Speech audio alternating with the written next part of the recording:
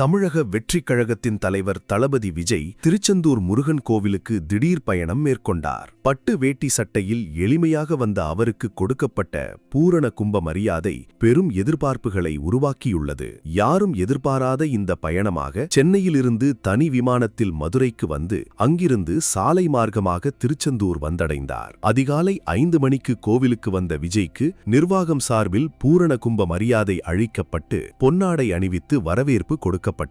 எந்த ஒரு நல்ல செயலையும் தொடங்கும் முன் கடவுளின் ஆசீர்வாதத்தை பெறுவது நம் மரபு. அதன்படி சூரபத்மனை வதம் செய்து வெற்றி கண்ட திருச்செந்தூர் மண்ணிலிருந்து தனது அரசியல் அத்தியாயத்தை விஜய் தொடங்குவது வலிமையான ஒரு செய்தியை தருகிறது. கோவிலுக்குள் சென்ற விஜய் மூலவரான சுப்பிரமணிய சுவாமியை மனம் முருகி வழிபட்டார். அதன் பிறகு இந்த பயணத்தின் மிக முக்கியமான நிகழ்வாக சத்ரு சம்ஹார மூர்த்தி சந்நிதிக்குச் சென்று சிறப்பு வழிபாடு செய்தார். சத்ரு என்றால் எதிரி, சம்ஹாரம் என்றால் அழித்தல். அதாவது வாழ்வில் வரும் தடைகளையும் எதிர்ப்புகளையும் அழித்து வெற்றியை தரும் சக்தி வாய்ந்த தெய்வம் இவர். கோவில் சார்பில் விஜயிடம் வெற்றிவேல் வழங்கப்பட்டது. தாய் பராசக்தியிடம் இருந்து முருகன் பெற்ற ஞானத்தின் சின்னமான அந்த வெற்றி வேலை தனது அரசியல் போருக்கு தயாராகும் விஜய் கையில் பெற்றது ஒரு முக்கியத்துவம் வாய்ந்த நிகழ்வாகும். விஜய் வருவதை அறிந்த ஆயிரக்கணக்கான ரசிகர்கள் கோவில் வளாகத்தில் அலைகடலென திரண்டனர். தரிசனம் முடிந்து அவர் வெளியே வந்தபோது ரசிகர்களை பார்த்து கையசைத்து தனது நன்றியை தெரிவித்தார் விஜய்.